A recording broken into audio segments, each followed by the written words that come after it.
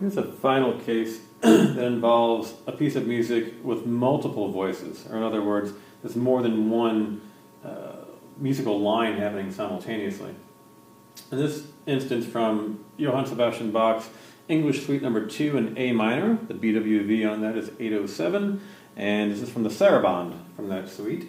There are two voices in the right hand, two voices in the left hand. Obviously get some integration over there, but essentially two voices on this staff and two voices on this staff, treble and bass clef, all played on a keyboard or a clavier. This is excerpted from measures 14 and 15. What we see is a lot of different concepts here. We can still see the beat units lining up here. Beat 1, beat 2, beat 3 starts here. Beats 1, 2, and 3 are a little bit more easy to identify over here.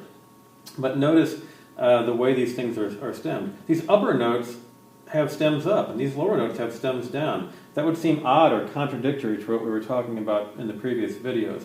But the reason this is done is because these two voices are independent. These are independent voices. So for instance, if you put this in the context of, say, a chorus singing this, bass singers are down here singing these notes, tenors are here, altos are singing these notes, and the sopranos are rather low, but certainly capable of singing those E's. What you see in the bass clef here is that the basses are independent from the tenors. Tenors would sing this G, they would sing on beat number 2 this G and continue holding that G throughout the measure, while the basses in turn work their way down through the scale. So they're doing two different things at different times. Voice layer 1 is on top, the higher notes. Voice layer 2 is below, independent of each other, doing things on different events in the same beat unit areas. But notice in the right hand up here, these are what we call dependent voices.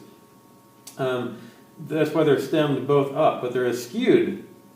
They're not sharing the same stem, because if they share the same stem, that means they are the same voice. These are written for two separate voices. Coming from the previous measure, there's other things happening here where these are still two voices. So think about this as sopranos up here, altos are here.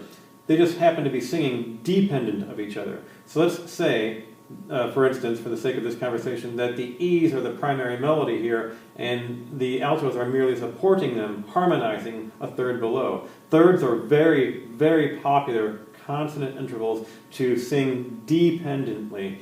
This is definitely true in popular music forms. This happens very frequently. When people harmonize in voices, maybe in a chorus section, thirds are by far the most popular interval to do that with. Sixths, parallel sixths are pretty popular as well, the inverse of the third, of course. But in this case, in the Bach example, these two voices are dependent of each other, so we see the stems both going up. But in order to show that they're two different voices, this has to be skewed a little bit to the right. They still are all played simultaneously, so this is a little bit tricky. In my book, I cover this a bit more in depth.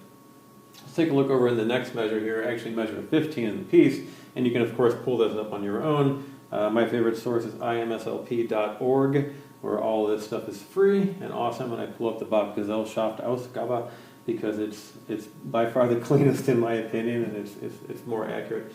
But looking again, I'm going to cover the bottom line first. We see the stems in opposite directions. When this happens, these stems that are far from the center line are usually only a seventh in length. It kind of showcases this flipped two-voice, multi-voiced scenario here. And then we can see cleanly on each of the three beats, tenor is singing here, bass is singing here. Or maybe I'm arranging this for other instrumentation. Maybe these are what a cello would play, or maybe this is a bassoon line happening at the same time, but they're two different instruments, two different instrumental voices, just happening simultaneously. We can't stem them together because that would mean that one thing, one voice, is doing this at the same time. They're two separate ideas, two separate lines. In this piece of music, there are 4 lines happening simultaneously here. They happen to converge at this moment here in the right hand, in the upper treble clef.